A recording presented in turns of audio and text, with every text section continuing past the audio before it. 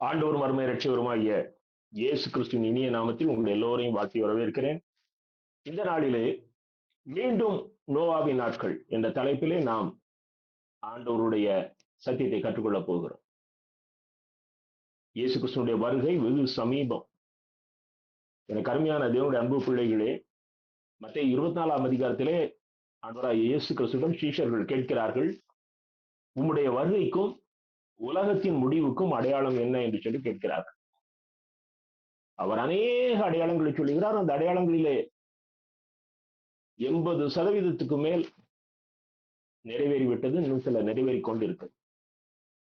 அப்படி அவர் சொல்லி வருகிற அடையாளத்திலே ஒரு அடையாளம், நீங்கள்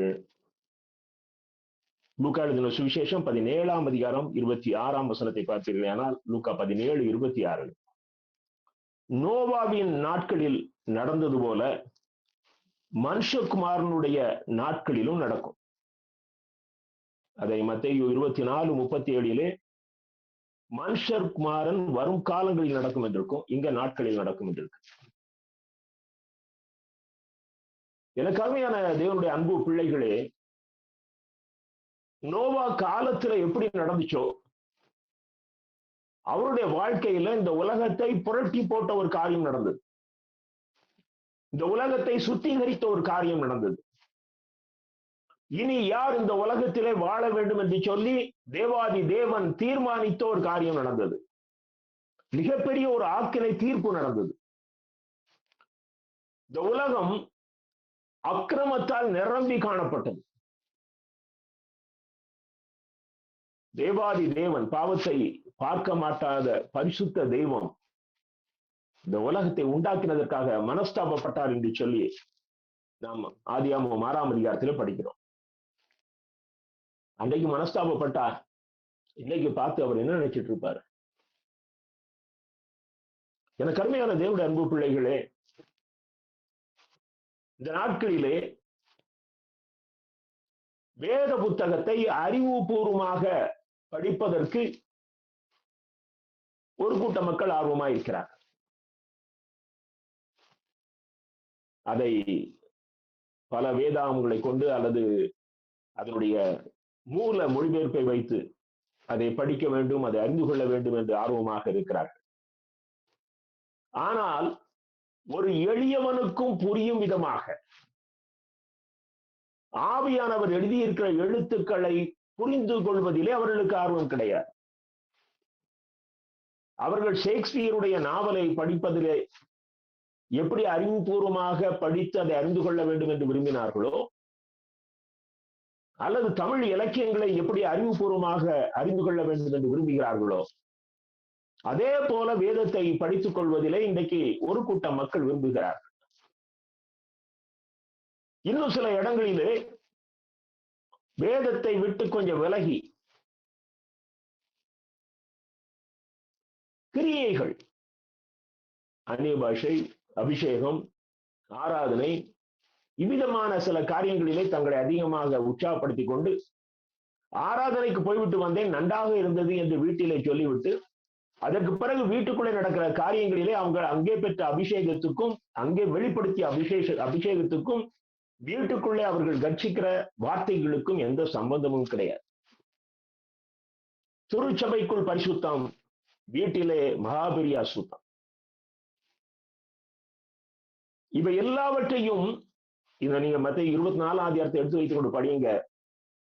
நீங்க உண்மையிலே ரட்சிக்கப்பட்டு அபிஷேகம் பெற்ற பிள்ளையாக இருப்பீர்களே, ஆனால் ஐயோ இன்னும் என்னிடத்திலே என்ன குறை உண்டு, என்னுடைய சபை இன்னும் எதிலே குறைபட்டிருக்கிறது, என்னுடைய குடும்பம் எதிலே குறைபட்டிருக்கிறது என்ற ஒரு நடுக்கம் நமக்குள்ள வரும்.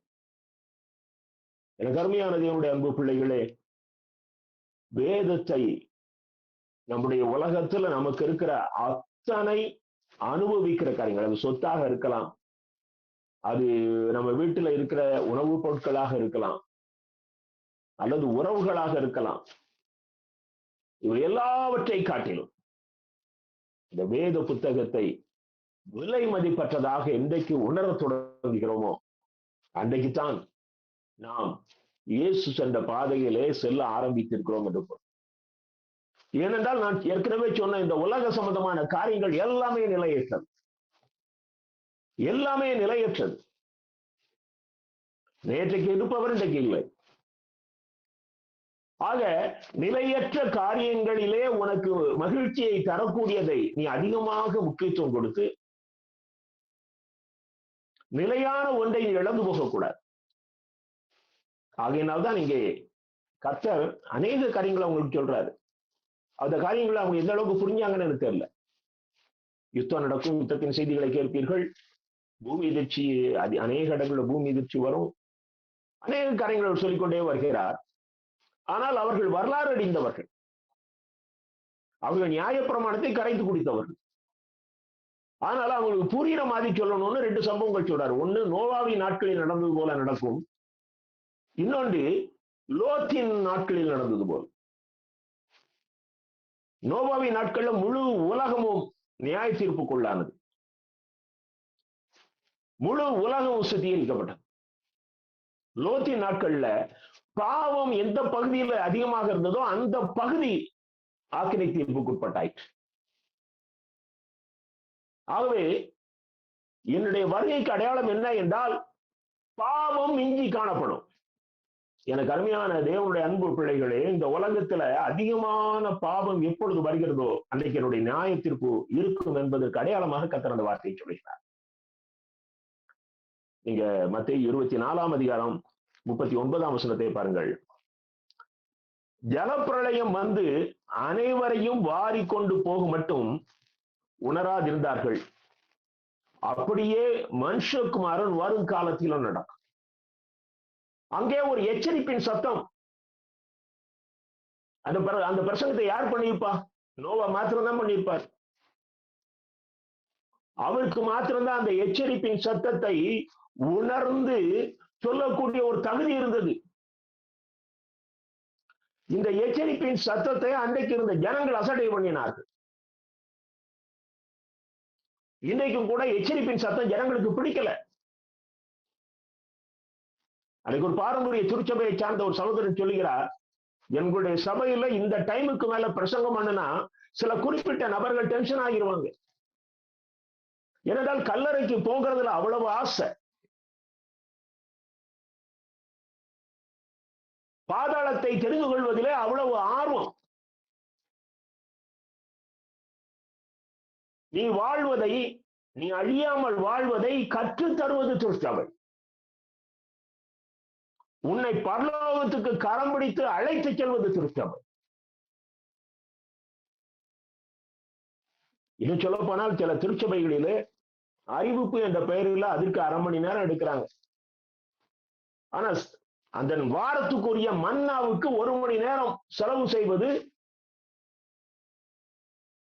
அதை கேட்கிறவர்களுக்கு கசப்பா இருக்கிறது.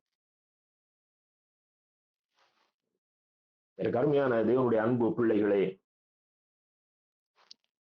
நாம் எந்த அளவுக்கு இந்த ஆவிக்குரிய மன்னாவை உட்கொள்கிறோமோ அதுதான் உன்னுடைய இருதயத்துக்குள்ள போய் கிரியை செய்யும்.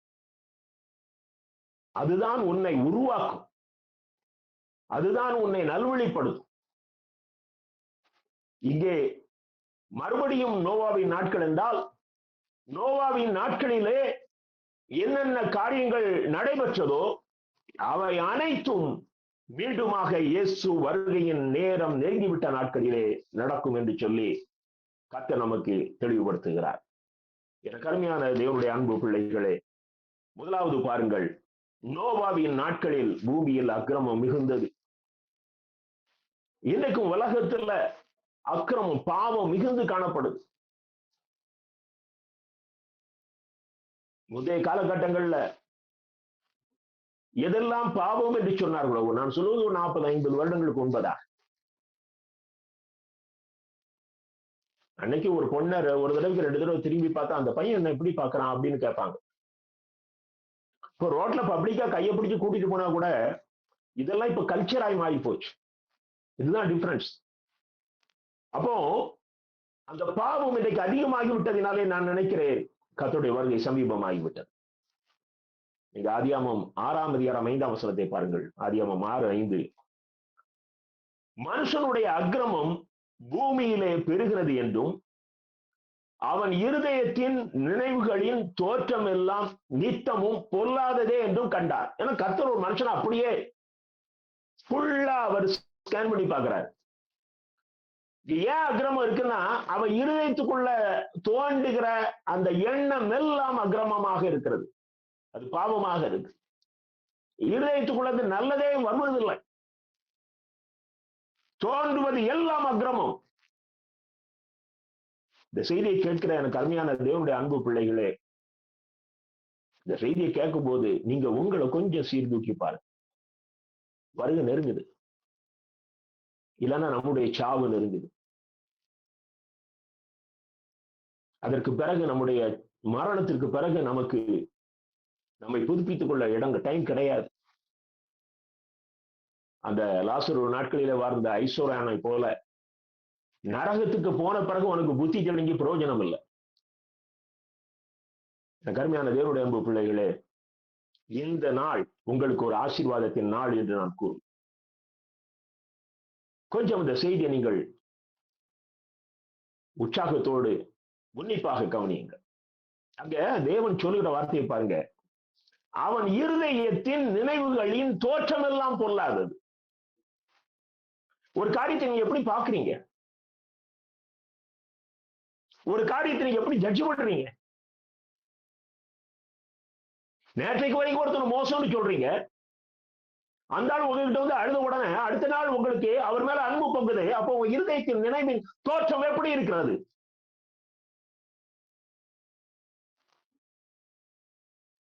எனக்கு அருமையான தேவனுடைய அன்பு பிள்ளைகளே, நம்முடைய சிந்தனைகளை கர்த்தர் பார்க்கிறார். அதுதான் இருதயத்தின் நினைவின் தோற்றம். நம்முடைய ஜட்ஜ்மெண்ட், ஒரு காரியத்தை நான் பார்க்கிறேன் என்றால் என்னுடைய நோக்கம் என்னவாக இருக்க வேண்டும் என்று நான் உங்களுக்கு சொல்கிறேன். நான் ஆண்டோடைய பிள்ளை. என் கர்த்தர் என்ன நோக்கத்தோடு பார்ப்பாரோ அதே நோக்கத்தோடு என்னோட பார்வை இருக்கணும். கர்த்தர் ஏன் பார்க்கிறாரு, என்ன பார்க்கிறாரு? இவன் என் கூட வந்து வாழ வேண்டியவன், இவன் என்னோடு வந்து வாழ வேண்டியவன். இந்த காரியத்தினாலே இந்த மிகப்பெரிய ஆசீர்வாதத்தை இவனோ இவளோ இழந்து போகக்கூடாது என்ற நோக்கத்தோடு கர்த்தர் பார்க்கிறாரு. அதே போல ரட்சிக்கப்பட்ட பிள்ளைகளாகிய நம்முடைய பார்வையும் அமைய வேண்டும். ஒரு மனிதனுடைய ரட்சிப்பு தான் நம்முடைய தரிசனமாக இருக்க வேண்டுமே ஒழிய, இந்த உலகத்துல ஏதோ ஒரு காரியத்தை சமாளித்து போவதற்கு அவனுக்கு சில நன்மைகள் கிடைப்பது நமது ஒரு நோக்கமாக இருந்து விடக்கூடாது. உலகத்துல எப்படி வேண்டாலும் வாழலாம். பெரிய பெரிய இந்த அம்பானி எத்தனையோ கோடியில எத்தனையோ மாடிகள், 63 மாடி 64 மாடிங்கிறாங்க. அப்படிப்பட்ட கட்டடத்துல வாழ்றாரு. அவர் ஏதோ ஒரு இடத்துல ஒரு காணல, ஒரு இடத்துல ஒரு சின்ன இடத்துல படுத்து எடுக்க போறாரு. அப்படியும் வாழ்கிறார்.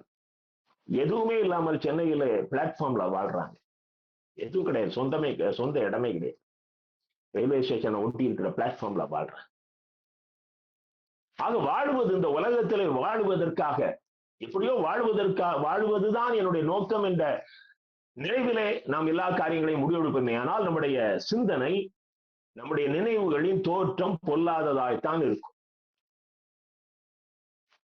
எனக்கு அருமையான தேவனுடைய அன்பு பிள்ளைகளே, அங்க இயேசு மார்க் 7ஆம் அதிகாரம் 20 முதல் 22 வசனங்களை பாருங்கள். அவர் சொல்லுகிறார், மனிதனுடைய இருதயத்திலிருந்து புறப்படுகிறதே மனுஷனை தீட்டுப்படுத்தும். அப்ப இந்த இருதயத்துக்குள்ள புறப்படுறது உன்னை தீட்டுப்படுத்தும் என்றால் நீ எல்லா நேரமும் நாற்றம் எடுத்து தானே இருப்பாய். இந்த இருதயத்துக்குள்ள நல்லதே வரலையா? இந்த சில நேரங்கள்ல நம்ம என்ன பண்ணிடுறோம்னா, சில ரிசர்வேஷன் நம்முடைய இருதயத்துல உருவாக்கிறோம். இவர் நல்ல ஆள், இவர் கெட்ட ஆள். அப்படி கிடையாது, அப்படி கிடையாது. எல்லாரும் அவரவர்கள் ஒரு வாழ்க்கையை வாழ்கிறார். ஆனால் நான் யாரையும் தீர்மானித்து அவர்கள் அழிந்து போவார்கள் என்று முடிவுக்கு வரக்கூடாது. நீ ரட்சிக்கப்பட்ட பிள்ளையாக இருப்பாயானால் அவர்கள் எல்லாரும் ரட்சிக்கப்படணும், அவங்க எல்லாரும் பரிசுத்தமாகணும் என்கிற ஏக்கம் தான் உனக்கு வரணும். அது யாராக இருந்தாலும் சரி. இந்த மன பாரம் உனக்குள் எப்போ உருவாகும் என்றால், முதல்ல நீ தகுதியானதான் அந்த பாரம் வரும். உன்னுடைய இருதயத்துக்குள்ள இருந்து நல்ல காரியங்கள் என்னைக்கு உருவாக ஆரம்பிக்குதோ, நல்ல சிந்தனைகள் உருவாக ஆரம்பிக்குதோ, அன்றுதான் உன்னுடைய சிந்தனை மிக உயர்வான சிந்தனையாக, கடவுளுடைய சாயலுக்கு ஒத்த சிந்தனையாக மாறும். நீங்க அங்க அந்த மார்க் 7ஆம் அதிகாரம் 21ஆம் வசனத்தை பார்ப்பீர்களேயானால், அத்தனை பாவங்களையும் எழுதுகிறார். அதுவும் சரீர பிரகாரமான பாவங்கள், விபச்சாரங்கள், வேசித்தனம், கொலை, பாதகம். ஆக இது எல்லாமே முதல்ல ஆரம்பம் எப்படின்னா, ஒரு சின்ன டாட் இருதயத்துக்குள்ள உருவாகு, ஒரு சின்ன டாட்.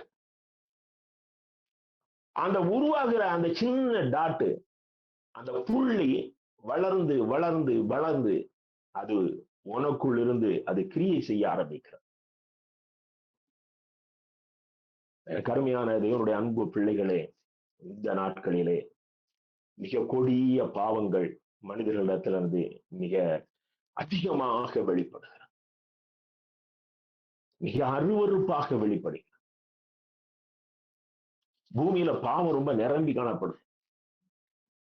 நீங்க அந்த மத்திய 24ஆம் அதிகாரத்தை படிக்கிறீர்களே, ஆனால் கர்த்தர் வஞ்சகத்தை குறித்து பேசுவார் இயேசு கிறிஸ்து. அப்ப அவர் என்ன சொல்றாரு,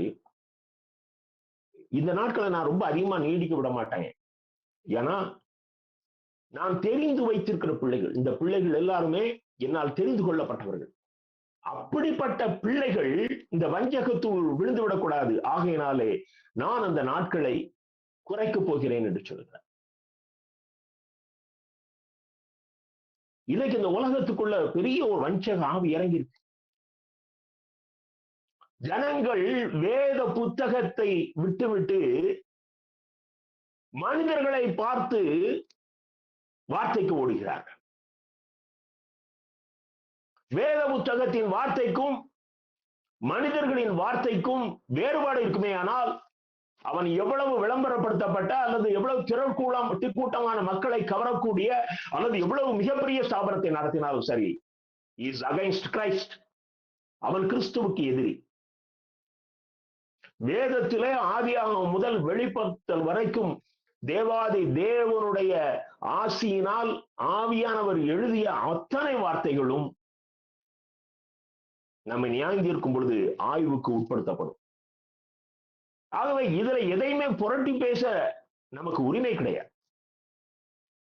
அப்ப இதெல்லாம் எப்படி கடைப்பிடிக்கிறது அப்படின்னு நீங்கள் மறுவீர்களே, ஆனால் ஆகையினால்தான் நம்மை வழிநடத்த ஆண்டவராகிய இயேசு கிறிஸ்து இந்த உலகத்திலிருந்து எடுத்துக்கொள்ளப்பட்ட பொழுது, நான் போவேனானால் உங்களுக்கு வேறொரு தேற்றரவாளனை அனுப்புவேன். அவர் நமக்குள்ள இருந்து ரொம்ப சிம்பிளா டீச் பண்றார். அவர் நீதியை குறித்தும் நியாய தீர்ப்பை குறித்தும் அவர் கண்டித்து உணர்த்துகிறார். அவர் இதை செய்யணும்னு சொல்றாரு, இதை செய்யக்கூடாதுன்னு சொல்றாரு. நீ தவறி செய்தியனா நீ செய்தது தவறு என்று சொல்லுகிறார். அவர் உடனே கோச்சுக்கிட்டு வெளியே போகல. இதை அபிஷேகம் பெற்ற பிள்ளைகள் இந்த அனுபவத்தை ஆவியிலே உணர்ந்திருக்க முடியும். இன்னுமாக நீங்கள் பாருங்கள், அப்போஸ்தலனாகிய பவுல் 2 தீமோத்தேயு 3ஆம் அதிகாரம் 1 முதல் 5 வசனங்களிலே ஒரு பெரிய பாவப்பட்டியலை வெளிப்படுத்துகிறார். 2 தீமோத்தேயு 3ஆம் அதிகாரம் 1 முதல் 5 வசனங்கள். அதுல அவர் என்ன சொல்றாரு, மேலும் கடைசி நாட்களில் கொடிய காலங்கள் வரும் என்று அறிவாயாக. கொடிய பாவங்கள் போடல, கொடிய காலங்கள். கடைசி நாட்களில கொடிய காலங்கள். அது சில 100 வருஷங்களாக இருக்கலாம். அதுல ஒவ்வொரு காலத்திலும் சில பாவங்கள் அதிகமாக மக்களிடத்திலே வெளிப்படுகிறது. அந்த பாவங்களை எண்ணி பார்த்த 19 கொடிய பாவம். சில பாவங்களை நான் உங்களுக்கு வாசித்து காட்ட விரும்புகிறேன். ஏன்னா உணர்வு வரணும்.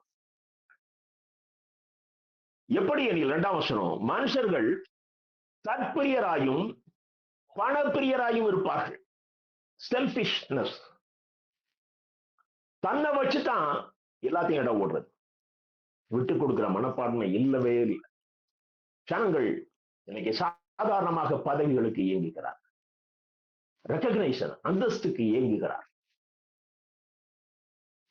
என கருமையான தேவனுடைய அன்பு பிள்ளைகளே, கடந்த ஓய்வு நாளில ஒரு சிறிய கிராமத்துல ஒரு மிஷனரி சர்ச் என்று நான் சொல்லுவேன், ஐசிஜிஎம் ஸ்தாபனத்தினாலே ஆரம்பிக்கப்பட்ட ஒரு திருச்சபை. ஒரு 50 பேர் வந்திருப்பாங்க. அதிலே கொஞ்சம் பேர் தான் ஞானஸ்நானம் எடுத்தவர்கள். மற்றவர்கள் இன்னுமாக அவர்கள் பூர்வீகத்தில் இருக்கிறார்கள். ஆனாலும் அவர்கள் ஆலயத்துக்கு வருகிறார். அந்த இடத்துல போய் பார்ப்போம்னா அந்த ஜனங்களுக்குள் இந்த இயேசுவை அறிந்து கொள்வதிலே, இந்த இயேசுவுக்காக வாழ்வதிலே ஏக்கம் இருக்கிறது. ஆனால் அவர்கள் சூழ்நிலை மிகவும் பரிதாபம். மிக ஏழ்மையான நிலை. அவர்களை சுற்றி இருக்கிற ஜனங்கள் பாவத்துல நிரம்பி இருக்கிறாங்க. இவங்க பரிசுத்தமா வாழ்வது என்பது அவ்வளவு எளிதல்ல. வீட்டுக்குள்ள சாதகம் கிடையாது. நான் ஆராதனை முடிந்து ஒரு மகளுக்கு ஜெபிக்கும் பொழுது அவருக்கு சொன்ன ஒரு கடினமான ஒரு வார்த்தை, நான் தற்கொலை பண்ணுவதற்காக நான் பேருந்து நிலையத்துக்கு சென்றேன். எதுக்கும் சர்ச்சில் போய் இந்த கடைசியா ஒரு ஆராதனை அட்டன் பண்ணிட்டு போவோன்னு வந்தேன். கர்த்தர் என்னோட பேசினார் என்று சொல்லி அந்த கண்ணீரோடு வந்திருந்தார். எனக்கு அருமையான தேவனுடைய அன்பு பிள்ளைகளே, அந்த அறியாமையில் இருக்கிற ஏழை ஜனங்களுக்குள்ள இருக்கிற அந்த பக்தி வைராக்கியம் இதற்கு பல வருஷமாக இருக்கிற நமக்குள்ளேயே வருகிற வாயில் வருகிற வார்த்தைகளும் சிந்தனைகளும் அது திமிர் பிடித்தவைகளாக வரலவா இருக்கிறது. எல்லாத்தையும் கர்த்தர் உற்று நோக்குகிறார். நீங்க இதை படிச்சு பாருங்க. மனுஷர் தற்பிரியராக இருக்கிறாங்க. சுயநலம் விட்டு கொடுக்க மனசு இல்லை. நம்ம ஒரு சாதாரணமான ஆளாக திருச்சபையில நிற்போம் என்கிற அந்த விட்டு கொடுக்கிற மனதில்லை.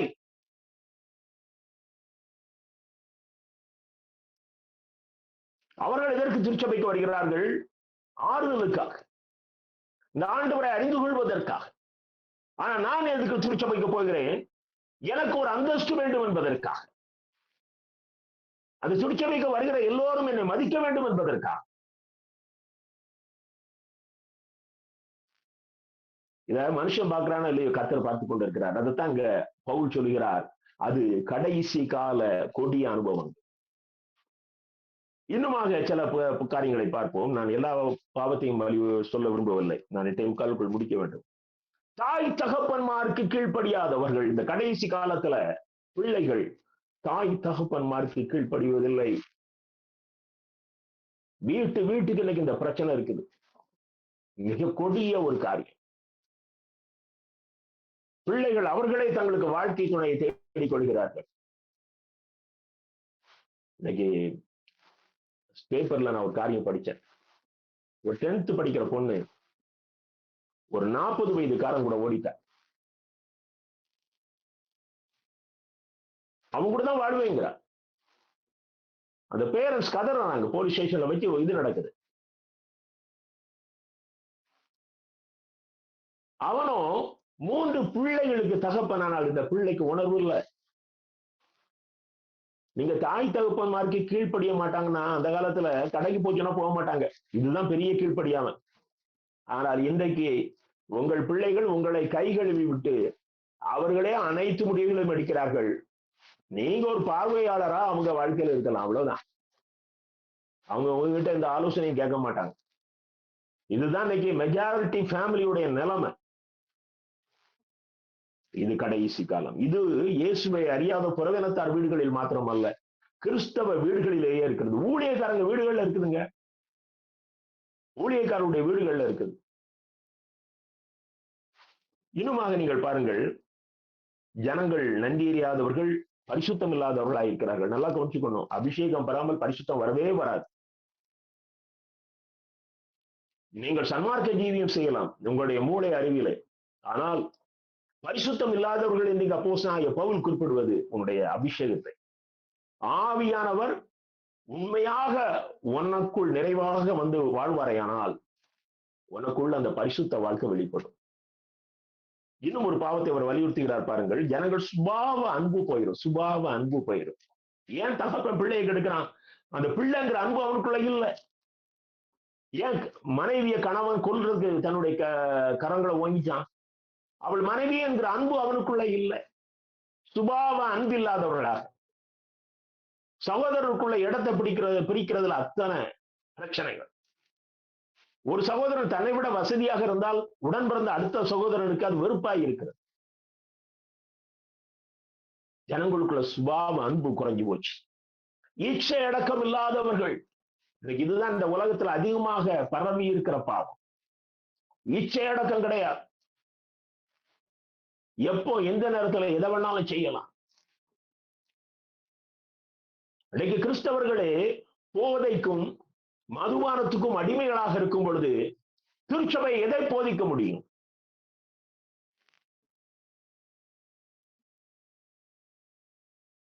உணர்வற்ற சிந்தனை. இன்னுமாக துரோகிகளாயிருக்கிறார்கள். தேவ பிரியராயிராமல் சுகபோக பிரியராயிருக்கிறார்கள். தேவ பிரியரா இருந்தாச்சுன்னா நீ பாஸ்டிங் எடுத்து ஜெபம் பண்ணுவ. தேவ பிரியரா இருந்தாச்சுன்னா என் தேவனுக்கு எது பிடிக்குமோ அதை நான் செய்யணும்னு தீர்மானிப்பேன். நீ சுகபோக பிரியரா இருக்கிறபடினால உன்னுடைய சிந்தனைகள் எல்லாம் உன்னை சுற்றியே இருக்கிறது. அதுதான் டிஃபரன்ஸ்.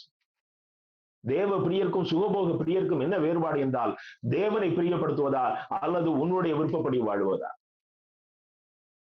தேவ பக்தியின் வேஷத்தை தரித்து அதன் பலனை மறுதளிக்கிறவர்களாயிருப்பார்கள். இதுதான் அபிஷேகம்.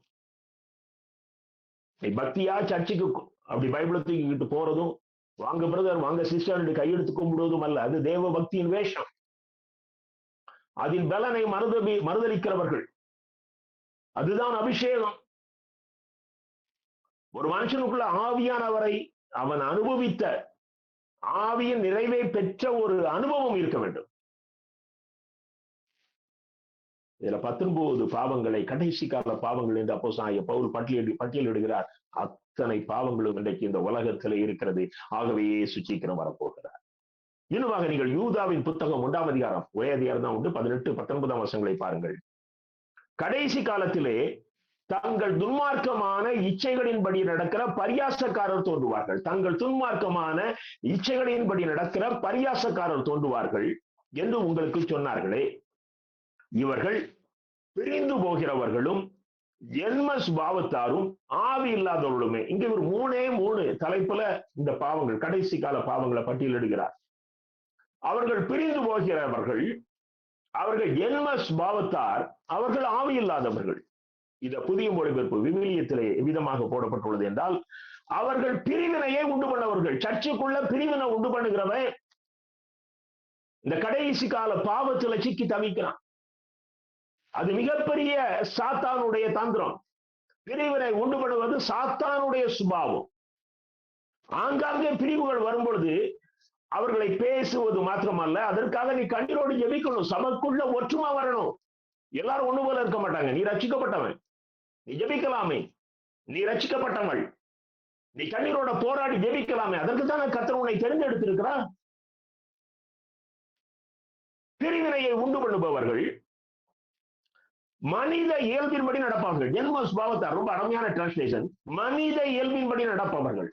அப்போ எனக்கு அந்த மனுஷ இயல்பு மாறணும் அப்படின்னா 3வது குறிப்பு, அவர்கள் ஆவி இல்லாதவர்கள். அதற்கு புது மொழிபெயர்ப்பில் அழகா சொல்லியிருக்கு, கடவுளின் ஆவியை கொண்டிராதவர்.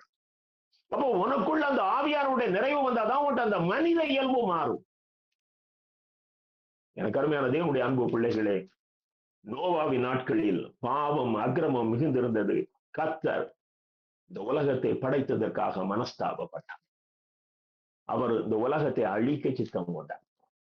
கடைசி நாட்களிலே, நோவாவின் நாட்களில் நடந்தது போல நடக்கும். 2வதாக பாருங்கள், தேவனுடைய வார்த்தைக்கு கீழ்ப்படி அமலசட்டை பண்ணினார்கள் நோவாவின் நாட்களிலே. நீங்க 1 பேதுரு 3ஆம் அதிகாரம் 20ஆம் வசனத்தை வாசிக்கிறேன். 1 பேதுரு 3:20. அந்த ஆவிகள் பூர்வத்திலே நோவா ஆயத்தம் பண்ணும் நாட்களிலே தேவன் நீடிய பொறுமையுடன் காத்திருந்த பொழுது கீழ்ப்படியாமற் போனவைகள். அந்த பேழையிலே சிலராகிய 8 பேர் மாத்திரம் பிரவேசித்து ஜலத்தினாலே காக்கப்பட்டார்கள்.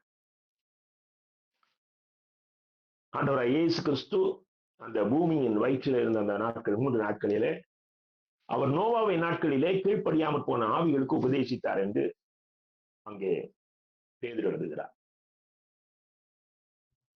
அப்போ அங்க நோவா இந்த எச்சரிப்பின் சத்தத்தை, நீங்க மனதிரும்பாமல் போனால் அழிந்து போவீர்கள், ஆகவே இங்க ஒரு பேழையை ஆண்டவர் உண்டு பண்ண சொல்லி இருக்கிறார், நீங்க மனதிரும்பினா அந்த பேழைக்குள்ள வாங்கன்னு கூட்டிருப்பார்.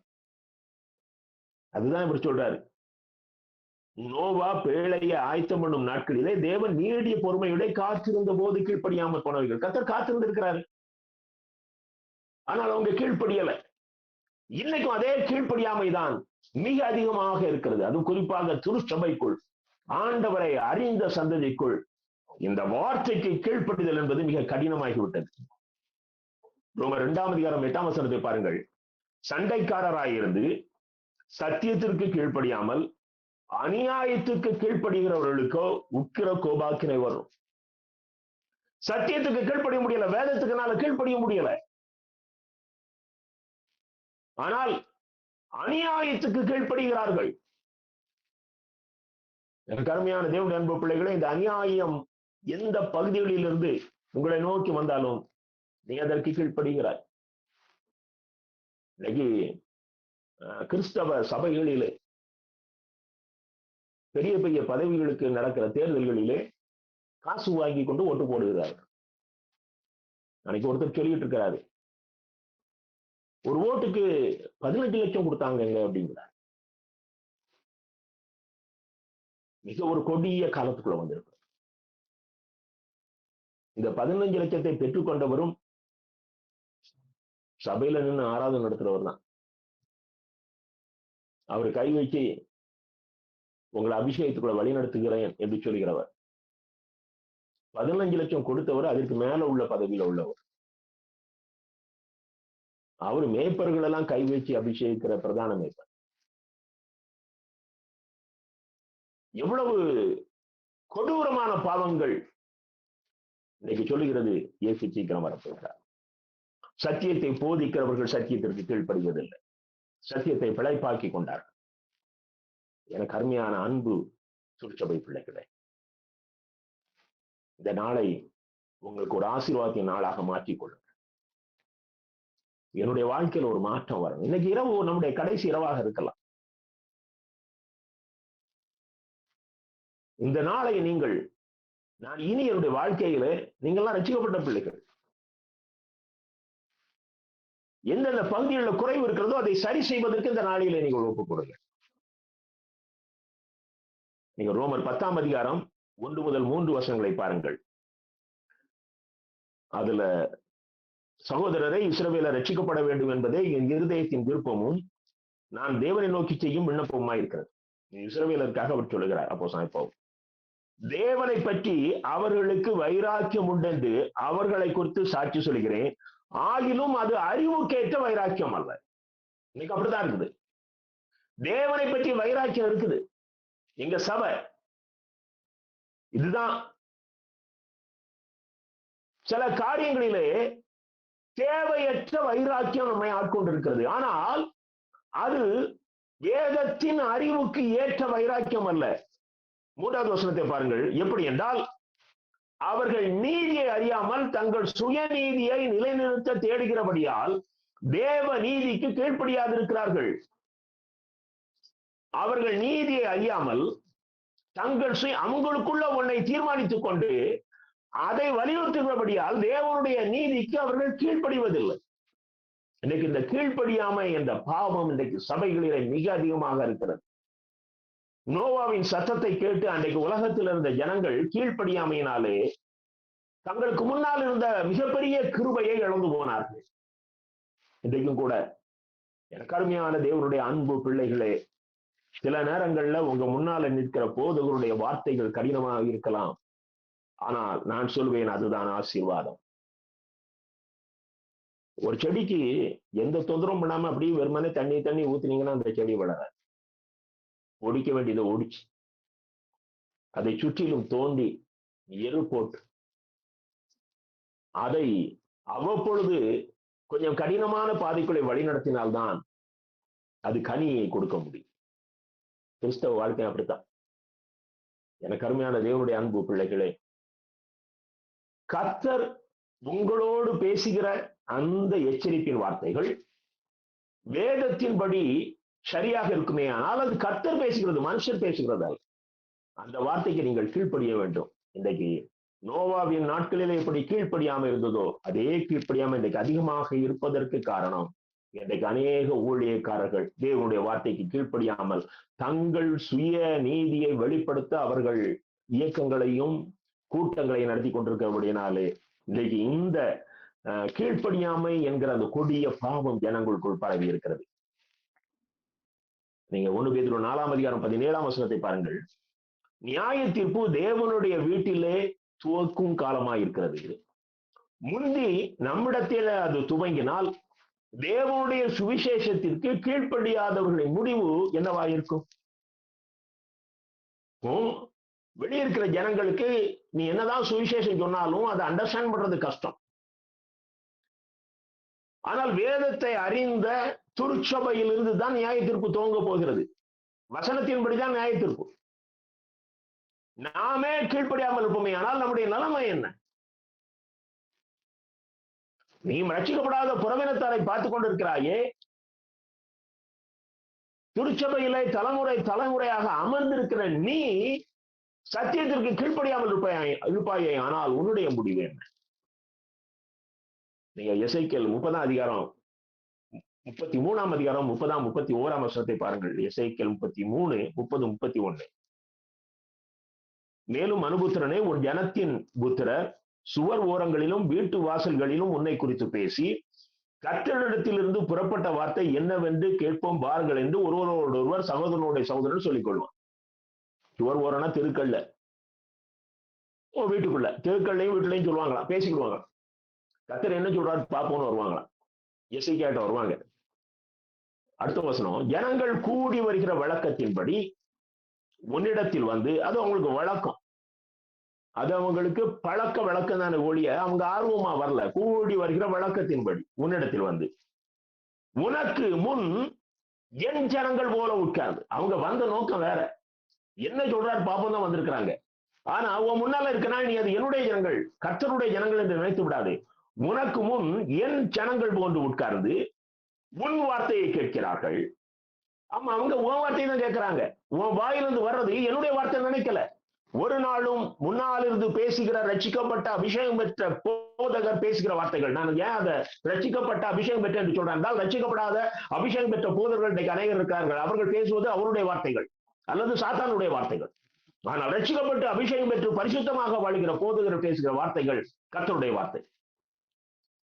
அதனால்தான் இவர் சொல்றாரு, தேவன் அந்த எசேக்கியாட்ட சொல்ற வார்த்தை, உன் வார்த்தைகளை கேட்கிறார்கள். ஆனா எசேக்கியால் மூலம் கர்த்தர் பேசுவது கர்த்தருடைய வார்த்தை. ஆனா இவங்க நினைக்கிறாங்க அது எசேக்கியாவின் வார்த்தை என்று சொல்லி கேட்கிறார்.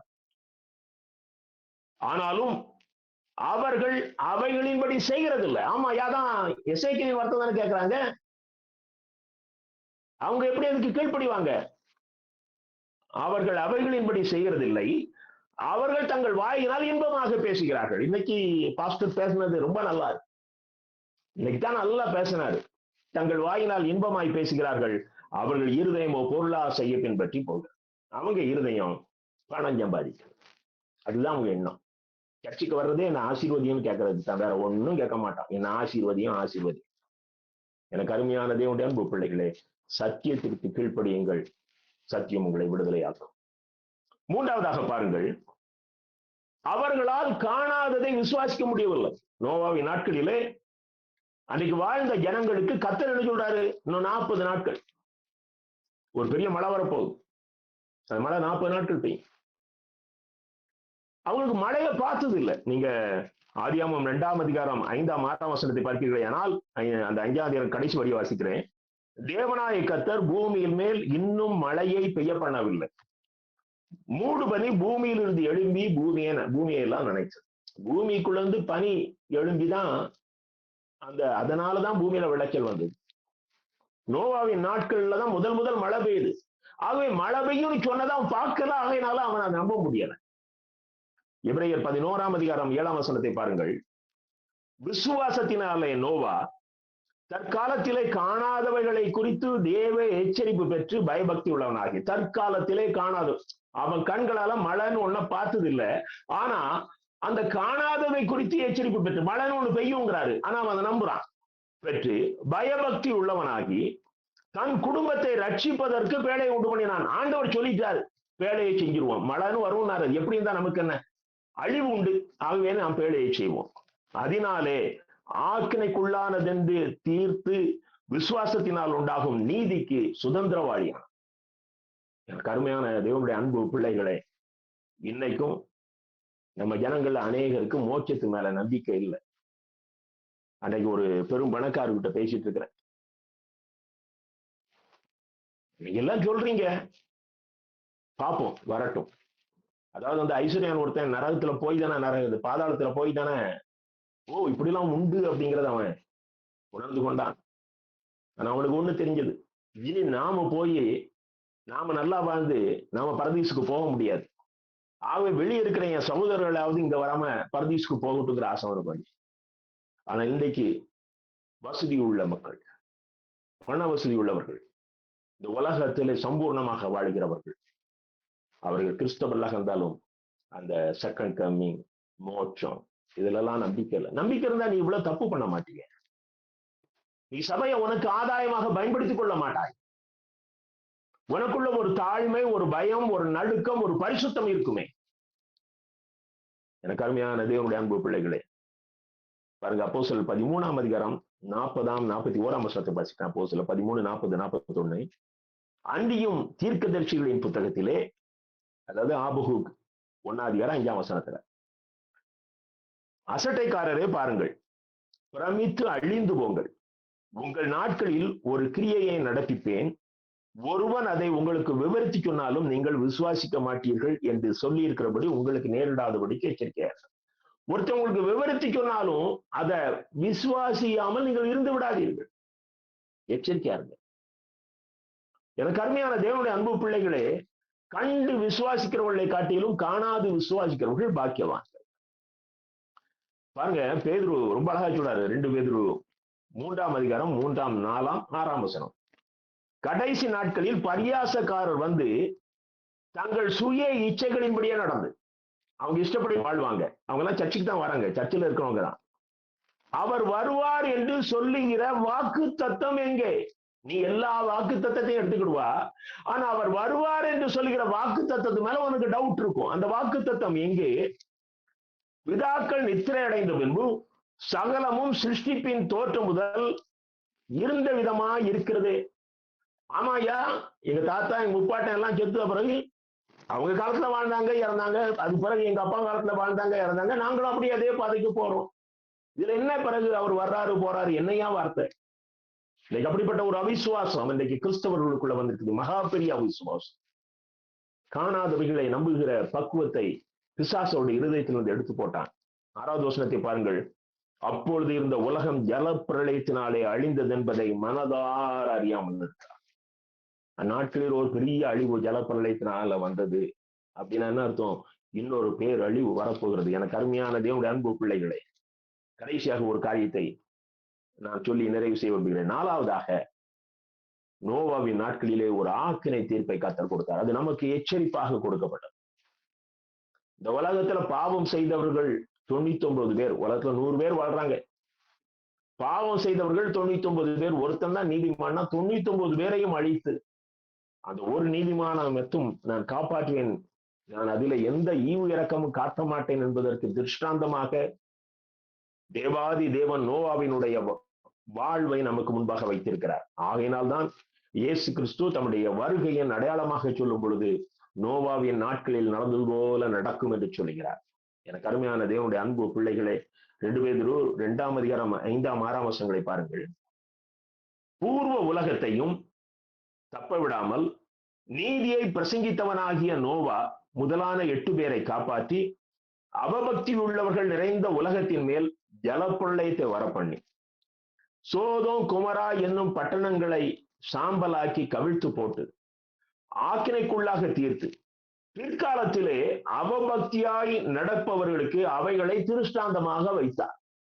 என் அன்பு தேவனுடைய பிள்ளைகளே, இந்த 2 நியாய தீர்ப்பின் சம்பவங்களை இந்த கடைசி காலத்திலே அவபக்தியாய் நடக்கிற பிள்ளைகளுக்கு தேவாதி தேவன் திருஷ்டாந்தமாக வைத்திருக்கிறார். நீங்க என்னதோ திருஷ்டாந்தத்தை தேடுறீங்க, பிரசங்கத்துல 4 கதையை தேடுறீங்க, ஆனா இதுதான். மனம் திரும்பு, உங்க பாவ சுபாவம் மாறட்டும். உங்களுக்குள்ள இருந்த அந்த இதயத்துக்குள்ள எழும்புகிற அந்த பாவ சுபாவம் மாறட்டும். இந்த கடைசி நாட்கள். எனக்கு அருமையான தேவனுடைய அன்பு பிள்ளைகளே, 2 பேதுரு 2ஆம் அதிகாரம் 3ஆம் வசனத்தை பாருங்கள். பொருளாசையுடையவர்களாய் தந்திரமான வார்த்தைகளால் உங்களை தங்களுக்கு ஆதாயமாக வசப்படுத்திக் கொள்வார்கள். இது பேதுரு கள்ள தீர்க்கதரிசிகள், கள்ள போதர்களை பற்றி சொல்லிட்டு வராரு. பூர்வ காலம் முதல் அவர்களுக்கு விதிக்கப்பட்ட ஆக்கினை அயர்ந்திராது, அவர்களுடைய அழிவு உறங்காது. அது யாராயிருந்தாலும் சரி. நீ நல்ல போதகத்தையும் நல்ல சத்தியத்தையும் விட்டுவிட்டு உனக்கென்று உன் கம்ஃபர்ட்டுக்கென்று ஒரு சத்தியத்தை நீனே உருவாக்கிக் கொள்வாயானால், அதை ஆதியிலே தேவன் தீர்மானித்த அந்த ஆக்கினை அயர்ந்திராது. அவர் உனக்கு நியமித்த அழிவு உறங்க. எனக்கு அருமையான தேவனுடைய அன்பு பிள்ளைகளை, எவ்வளவு பெரிய எச்சரிப்பு! நீங்கள் இவரைய 2ஆம் அதிகாரம் 3ஆம் 4ஆம் வசனத்தை பாருங்கள். முதலாவது கர்த்தர் மூலமாய் அறியப்பட்ட பின்பு அவரிடத்தில் கேட்ட வார்த்தைகளாலே நமக்கு உறுதியாக்கப்பட்டதும், அடையாளங்களினாலும் அற்புதங்களினாலும் பலவித செய்கைகளினாலும் தமது சித்தத்தின்படி பகிர்ந்து கொடுத்த பரிசுத்த ஆவியின் வரங்களினாலும் தேவன் தாமே சாட்சி கொடுத்ததுமாய் இருக்கிற இவ்வளவு பெரிதான ரட்சிப்பை குறித்து நாம் கவலையிட்டிருப்போமானால் வரப்போகிற தண்டனைக்கு எப்படி தப்பித்துக் கொள்வோம்? இந்த வேதத்துல எழுதி வச்சிருக்கு. உனக்குள்ள இருக்கிற ஆவியானவர் சொல்றாரு, அழிவு வரப்போகுது, மனம் திரும்புப்பா, மனம் திரும்புப்பா. ஒருவேளை நீ அபிஷேகம் பெறலாம், உன் சபையில இருக்க அபிஷேகம் பெற்ற போதுகிற அந்த வார்த்தையை திரும்ப திரும்ப சொல்றாரு, மனம் திரும்புப்பா. வரப்போகிற தண்டனைக்கு எப்படி தப்பித்துக் கொள்ள முடியும்? எனக்கு அருமையான தேவனுடைய அன்பு பிள்ளைகளே, நீ உனக்கென்று ஒரு பரிசுத்த வாழ்க்கையை தீர்மானித்துக் கொண்டு உன் இஷ்டப்படி வாழ்ந்து கொண்டு நான் சரியாக இருக்கிறேன் என்று நீனே பலமுறை சொல்லி உன்னை திருப்திப்படுத்திக் கொள்வேயானால் அது உன்னை பேரழிவுக்கு வழி நடத்திவிடும். நீங்க எசேக்கியேல் 14ஆம் அதிகாரம் 19ஆம் 20ஆம் வசனத்துல பாருங்க, அங்க மிக அழகாக சொல்லுவார், நான் அந்த தேசத்தில் உள்ள அந்த தேசத்தில் கொள்ளை நோயை அனுப்பி அதில் உள்ள மனுஷரையும் மிருகங்களையும் நாசம் பண்ணும்படி அதுமேல் இரத்தப்படியாக என் உக்கிரகங்களை ஊற்றும் போது, தேவன் சொல்றார், நான் அங்க கொள்ளை நோயை அனுப்பி அந்த தேசத்தை அழிக்க நான் முற்படும் பொழுது அந்த தேசத்துல நோவா, தானியேல், யோபு போன்றவர்கள் இருந்தாலும் அவங்கள மாத்திரம் தான் காப்பாற்றுவான், அவங்க பிள்ளைகள் எல்லாம் காப்பாற்ற மாட்டேன். யார் நீதிமானோ அவன் மாத்திரம் தான் காப்பாற்றப்படுவான். அங்கேயும் நோவா தான். ஒரு 3 தேவன் வாயிலிருந்து நீதிமான் சொன்ன 3 பேர் யார் இருந்தாலும் நோவா, தானியேல், யோபு. எனக்கு அருமையான தேவனுடைய அன்பு பிள்ளைகளே, சர்வ வல்லமை உள்ள யெகோவா தேவன் எல்லாரையும் விட்டு பார்த்து கொண்டிருக்கிறார். அவருடைய கண்களுக்கு மறைவானது ஒண்ணுமில்லை. இயேசு கிறிஸ்து நமக்காக பரிந்து பேசுகிறபடினால இந்த கிருபையின் நாட்கள் நமக்கு நீடித்திருக்கிறது. வெகு சீக்கிரத்திலே இயேசுடைய வருகை வரப்போகிறது. என் நாட்களிலே நோவாவின் நாட்களை போல மீண்டும் காலம் வந்திருக்கிறது. மீண்டும் நோவாவின் நாட்கள். மனம் திரும்புங்கள், மனம் திரும்புங்கள், மனம் திரும்புங்கள், தயகூர்ந்து மனம் திரும்புங்கள். இந்த வார்த்தைகள் உங்களுக்கு சொந்தமானது, இன்னொருவருக்கு சொந்தமானதா, உங்களுக்கு சொந்தமானது. மனம் திரும்புங்கள். பரலோகத்திலே நாம் எல்லாரும் இணைந்து இயேசுவோடு வாழலாம். ஆமென். ஜெபம் செய்வோம். கிருபை நிறைந்த நல்ல ஆண்டவரே, நோவாவின் நாட்களில் என்ன நடந்தது, ஜனங்கள் எப்படியா இருந்தார்கள் என்கிறதையும், இந்த நாட்களிலும் ஜனங்கள் அதே சிந்தனையோடு கூட இருக்கிறார்கள். ஆனால் அந்த நாட்களில் அவர்களுக்கு வந்த அழிவும் இந்த நாட்களில் வாழ்ந்து கொண்டிருக்கிற ஜனங்களுக்கு திருஷ்டாந்தமாய் வைக்கப்பட்டிருக்கிறது. இங்க ஒரு எச்சரிப்பும் அதோடு கூட ஆண்டவர் மனம் திரும்பி ஆண்டவர் நாங்கள் சீர்வருந்த வேண்டும் என்கிற அழைப்பும் எச்சரிக்கும் அழைப்பும் ஆகிய இந்த செய்தி எங்களுக்கு கொடுத்ததுக்காக நாங்கள் நன்றியோடு துதிக்கிறோம் கர்த்தாவே. நாட்களில் தேவ பக்தியின் வேஷம் தரித்து அன்பின் ஆண்டவரே, அவர்கள் மனம் திரும்ப அவசியமில்லை, நாங்கள் சரியாயிருக்கிறோம், சீராயிருக்கிறோம் என்று சொல்லி சுயநீதியை ஆண்டவர் அவர்கள் முன்வைத்து வாழ்ந்து கொண்டிருந்தார்கள். எச்சரிப்பின் சத்தத்தை ஆண்டவர்கள் அசட்டை செய்தார்கள் என்பதை கேட்டோம். ஆண்டவர் எத்தனை சொல்லியும் கீழ்ப்படியாத ஒரு ஆவி அவர்களுக்குள்ளாக இருந்தது என்கிறதை நாங்கள் கேட்டோம் சுவாமி. அதே போல ஆண்டவர் இந்த நாட்களிலும் எத்தனையோ எச்சரிப்பின் சத்தங்கள் எங்களுக்கு கேட்டுக்கொண்டுதான் இருக்கிறது. ஆனால் அவைகளை குறித்த ஒரு பயமற்ற ஒரு நிலை எங்களுக்கு இருக்கிறது. எங்கள் கண்கள் எங்கள் நாட்களில் அது நடக்கவில்லை என்கிறது எச்சரிப்பை குறித்த ஒரு அக்கறையற்ற நாங்கள் நிலையில் இருக்கிறோம். மாறாக அன்பின் ஆண்டவரே, எங்களுடைய வாழ்க்கையிலே காணாததை குறித்து அவர்களுக்கு ஆண்டவரே எச்சரிப்பு வந்தபோது அதை குறித்த ஒரு விசுவாசமும் அதை குறித்துதான ஒரு அக்கறையும் இல்லாத ஒரு வாழ்க்கை அவர்களிடத்தில் இருந்தது. ஆக்கினை தீர்ப்பு வந்தது என்பதை ஆண்டவர் இந்த நாளில் எங்களுக்கு கற்றுக் கொடுத்தீர். 2 ஆண்டவரே ஆக்கினைகள், நோவாவின் நாட்களிலும் லோத்தின் நாட்களிலும் 2 நாட்கள் ஆண்டவரே 2 பேருடைய நாட்களிலும் அன்றைக்கு அழிவு வந்தது. அது அக்கிரமமாய் வாழ்ந்து ஜனங்களுக்கு அழிவும், நீதியை வாழ்ந்தவர்களுக்கு ஆண்டவரே அது ரட்சிப்பு மாறினது என்பது சொல்லி பார்க்கிறோம். கடைசி நாட்களிலே ஆண்டவர் அதை வைத்திருக்கிறீர் என்பதை, நீதியாக நேர்மையை வாழ்ந்தவர்கள் உம்மோடு கூட வாழ்கிற அந்த ஆனந்த பாக்கியமுள்ள வாழ்வுக்காக, அது ஒரு மனிதனாய் இருந்தாலும் அந்த ஒரு மனிதன், நீதியுள்ள மனிதனை கர்த்தர் காப்பாற்றுவீர். அநீதியும் அக்கிரம் நிறைந்த மனிதர்கள் எத்தனை ஆயிரமாய் இருந்தார்கள், அவர்கள் ஆண்டவரே அவர்களுக்கென்று வைத்திருக்கிற அந்த ஆக்கினை அழிவு அயர்ந்திராது, தூங்காது, அது நிச்சயமை வந்தே தீரும் என்கிற ஆண்டவரை அழுத்த திருத்தமான செய்தி எங்களோடு கூட பேசினதுக்காக நன்றி செலுத்துகிறோம். எங்களோடு கூட ஆண்டவரை என்னென்ன பாவங்கள் எங்களிடத்தில் இருக்கிறது என்று சொல்லி ஆண்டவர் சுட்டி காட்டியிருக்கிறோம்.